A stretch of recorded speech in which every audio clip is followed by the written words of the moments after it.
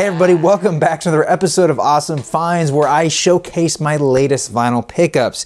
Now this first one was sent to me by a PR firm. This is, I believe, the fourth single by the Blanks. It is titled It's a Breakdown. This is from 2018. And what's cool about this one, it's a 3D cover. It's actually, everything about it is in 3D, the red, blue glasses variety. And the Blanks always do really cool feelies with all their releases. This one actually comes with, if I can pull it out, a sticker.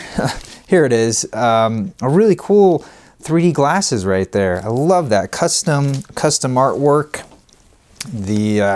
Even the inner sleeve here, it's got 3D artwork with lyrics right there.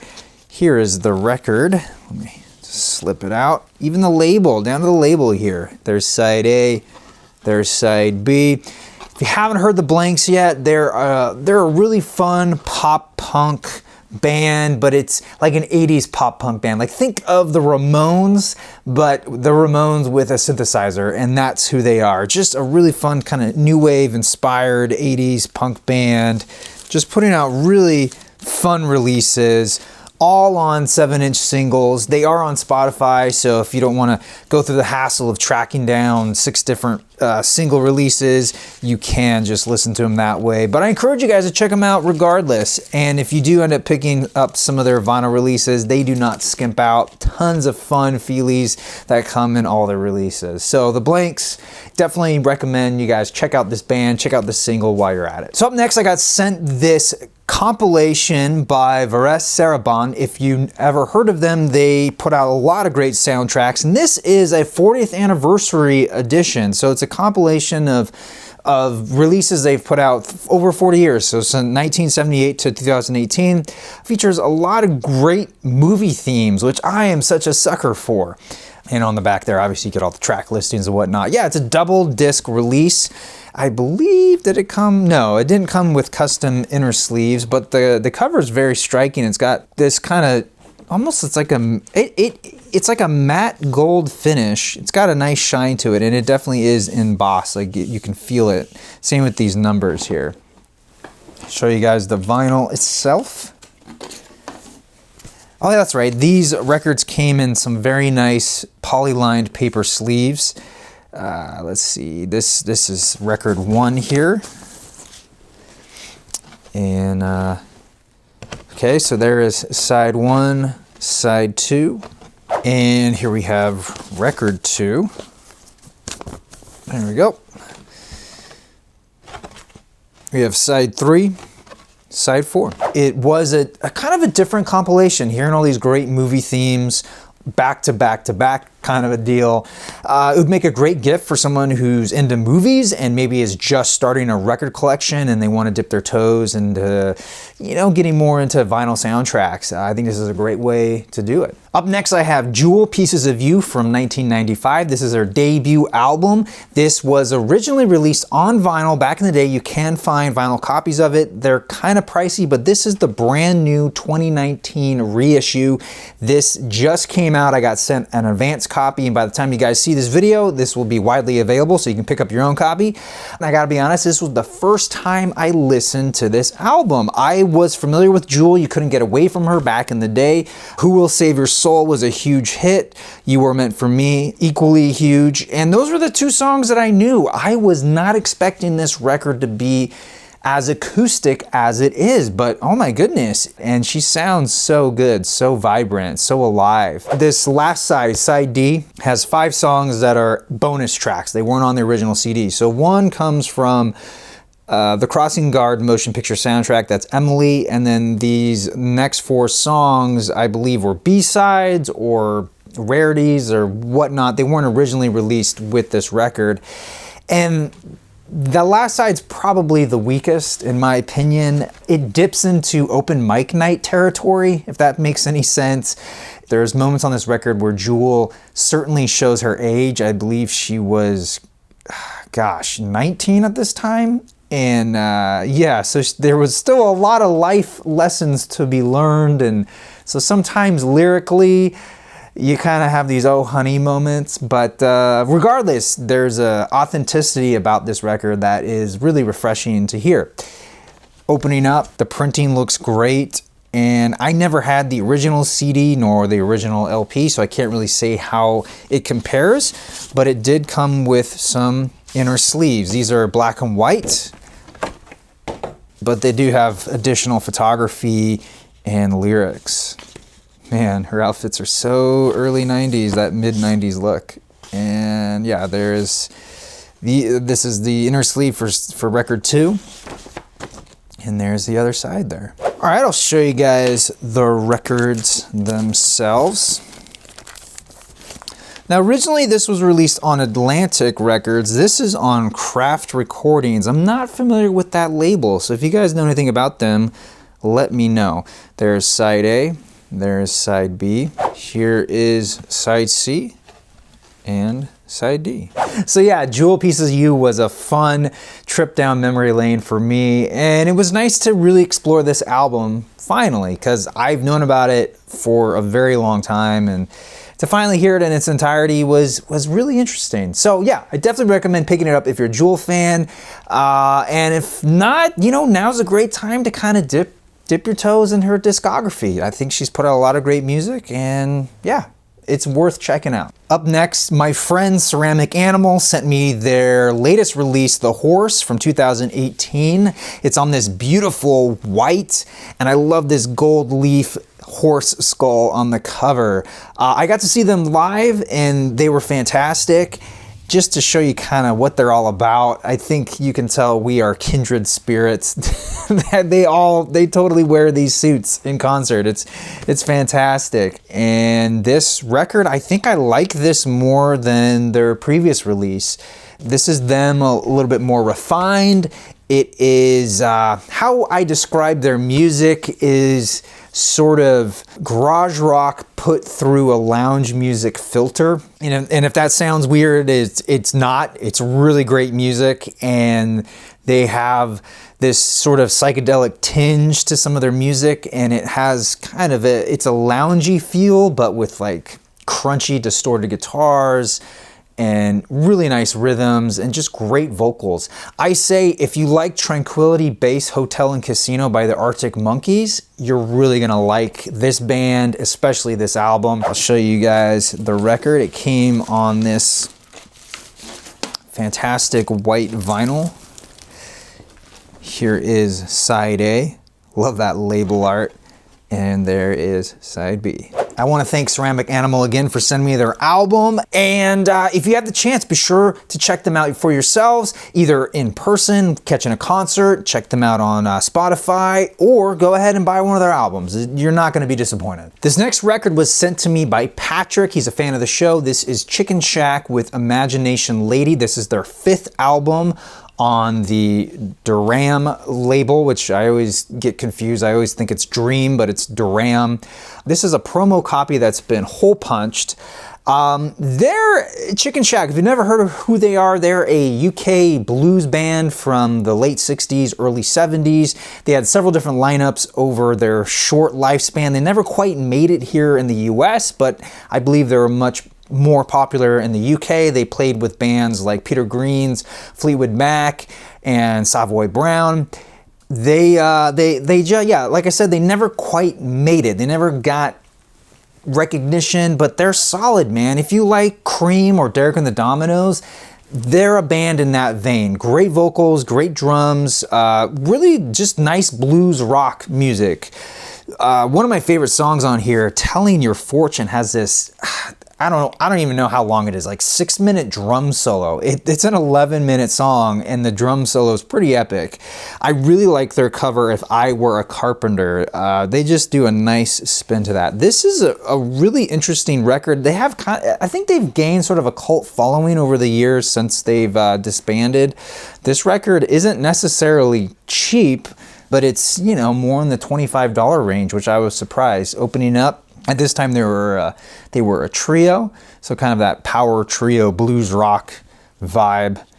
And let's just open up the front cover. You get more of that painting on that fence, which I think is pretty cool. Here is the record itself. It's in fantastic shape, I might add. So Patrick, his wife's grandfather passed away, and so they had the onerous task of going through a lot of his things, and since he's in the records, he got to go through all of Grandpa's records, and this one really caught his eye, and he wanted me to have it. So thank you very much, Patrick.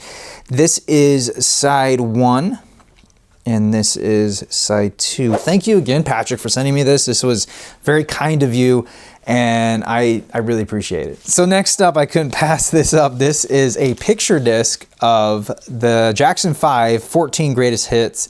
I didn't buy it for the picture disc. I bought it for the glove because that is amazing. And that's the hardest part to find. Apparently, I was looking this release up on Discogs, and people they'll pay a lot if it has the glove and the poster, because it does come with a poster here. And I'll show you that. So obviously this came out in the 80s, well past Jackson 5's heyday. This is 1984 copyright. So yeah, here's one side of the poster. And look at those suits. Oh my goodness. Where are those today? Those are amazing. And yeah, so this was, I paid 20 bucks for this. I didn't really care about the picture disc, but I'll go ahead and show you guys that anyhow. I mean, most of these are probably pretty beat up. I'm trying to see in the light here. It's so hard to tell condition, but this definitely seems scratched up. So here is side 2, and there is side 1. Kind of an interesting, very 80s looking art style there with the, I believe that's all Michael Jackson. I could be wrong, but I believe that's all Michael Jackson. But I haven't played this yet, but I mean, come on, it's the Jackson 5. I know their music pretty well by now, but man, that glove, that is, whew. You know, I'm going to put that on because I haven't actually put it on yet. And I think now,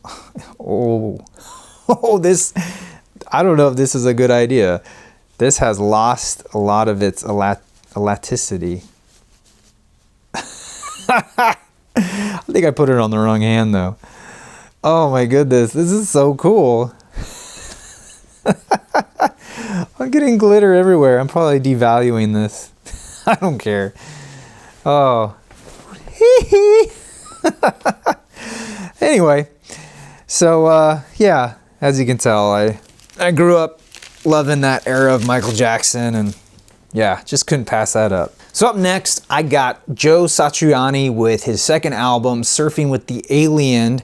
I paid 10 bucks for it, and I think that was a pretty good deal. Ah, man, this is a fantastic record. If you haven't heard it, this is what put Joe Satriani on the map, just a guitar virtuoso. What's fascinating about it, though, is that to keep it, I'd say, under budget, almost all of the tracks employed a drum machine, and it it lends a kind of charm to most of the music. But yeah, if you hear it enough times, it starts to, the drums sound like a drum machine. I mean, there's no way around it. But honestly, if you're not doing it right if you're listening for the drums on a Joe Satriani album, especially this one, because it's all about the guitar. It's him just shredding. And this is a classic. There's some fantastic songs in here. There is the back. Apparently in 2018, he couldn't come up with a good price to license this image from Marvel. So if you go on Spotify or you buy it digitally somehow, or if they put out a new version of this, it won't feature the Silver Surfer because he doesn't have the rights to it anymore. This is an original pressing. Here is side 1, and there is side 2. Oh my goodness, so many great songs on here. Surfing with the Alien, of course, Scratch Boogie, Always With Me, Always With You. Just an amazing slow jam. Ah, so good. Ah, yes, I'm very happy I picked this record up. It also has an inner sleeve here with thank yous and legal stuff, and there is a picture of Joe himself just shredding on that Ibanez. So yeah, fantastic album. If you haven't heard it, it's a must. You gotta hear this at least once, and I do highly recommend picking this record up. Up next, I have Black Flag's second album, My War, from 1983, although some sources say 1984 on SST Records. This is Henry Rollins, Greg Ginn, and Bill Stevenson, and Dale Nixon is on the bass, but actually that is just a made-up name. It's actually Greg Ginn on bass because they didn't have a bass player at this time. So I bought this because one, it was $10 and I've always wanted to get into Black Flag, and it's an original pressing which has some gravitas to it, at least for me. And the fact that it's so beat up and it has so much character to it, I was drawn to this. I mean, you have the previous owner's address and phone number, and on the back here you have an anarchy that was sort of drawn on and then erased and then maybe tried to mark back up with a Sharpie to hide it. Just fascinating history. Obviously we'll never get to know what it's all about. Music wise, I was reading about it. It's an interesting kind of polarizing album because the B-side is more Black Sabbath-esque, a little more slowed down versus this more upbeat punk style, not upbeat, but like up-tempo punk style. And this is a little bit more Black Sabbath style. So some people were turned off by that. This is a heavy record. There's a lot going on with it. Some of the songs just kind of end with Henry Rollins screaming. I don't know if I immediately like this, but I'm definitely drawn to it, and I want to keep exploring it and just learning more about Black Flag. And I'm a fan of Henry Rollins, so I'm really curious to see what he's done over his career, because I really only know him as the actor and poet and radio DJ. I don't know enough about his musical career. So this is exciting for me to dive in this respect. So I'll show you the record. It is not in the best shape, I'll be completely honest. You probably won't come across, oh, that's interesting. So yeah, it says 83 on the sleeve, but these labels say 84. So I would imagine it's probably 84 then. But what's also fascinating, it goes 1 through 6 on side 1, and then on side 2, 7 through 9. So that's usually a pet peeve of mine. I think of it as coming from the CD era, but now that I see Black Flag did it on this release, I guess it's just a style. But anyway, getting to the condition of this record, it is beat up, and therefore it's probably worth the $10 that I paid for it. It doesn't sound the best. I would conservatively grade this good plus.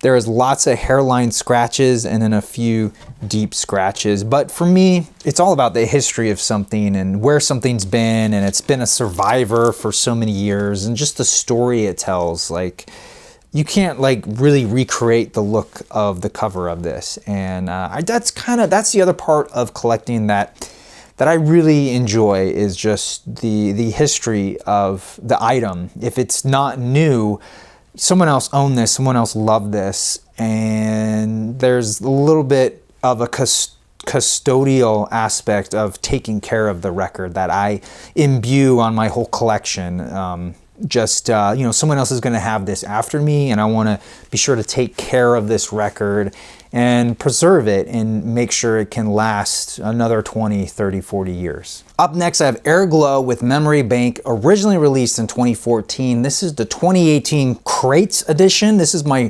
first crowdfunding record I bought. If you guys haven't been to Crates, it's a way for artists to see if there's enough people willing to spend a certain amount of money for a record release. And so, you put in, 100, 200, and you see if there's enough backers to then go to a pressing plant and make a record. So this was successfully funded. It was a very reasonable price, and I really enjoyed the music. This is synthwave, and think of like Calm Trues, very similar to that. It's got that kind of washed out feel on the back there. You get the track listings and everything else. And I gotta say, print quality wise, I'm impressed. I don't know if how that works with crates, if they go through different manufacturers or crates does a lot of the manufacturing itself or just handles the money. I really don't know, but I'm impressed with this release. Here is the record itself. This is, they call it translucent purple, but it's a little bit more magenta, I think, depending on the light. Here is side A. And there is side B. Fantastic record. This is their only release, as far as I know. This the Airglow is the alias of John Renke, and he doesn't have anything else listed on Discogs. So I hope you still make music, because I really enjoyed this if you're watching. Yeah, I really dig this. I think you guys should check it out for sure. I think if you're into synthwave, you'll really like this record. Up next, I have Summer Love by Dan Mason, originally released in 2016. This is the 2018 My Pet Flamingo vinyl pressing of it.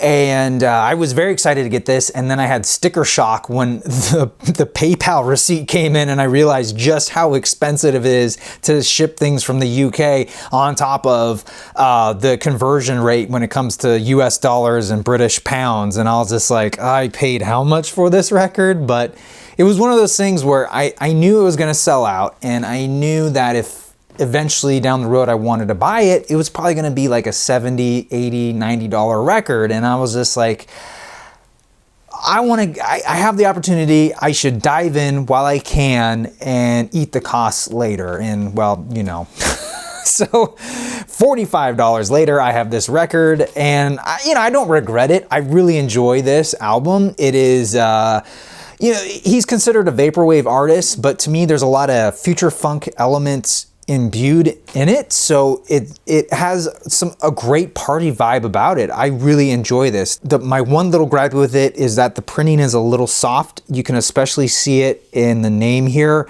I have a feeling it has to do with the original file art wasn't meant to be blown up this big. It was probably just meant to be made as a cassette, and that's it. And they didn't have access to the original file artwork, and so they couldn't make it any bigger. But it's a minor little gripe. It's really not a huge deal. I'll show you guys the vinyl real quick. So the record came on this very striking white vinyl, reproducing the front cover image with the palm trees, which I love that. That should be a t-shirt. I want that as a t-shirt. And here is side B. And sounds great, sounds fantastic. It has that kind of nice lo-fi with the lovely warmth of vinyl. Ooh, I'm telling you. And especially with my new setup here, sounds so good.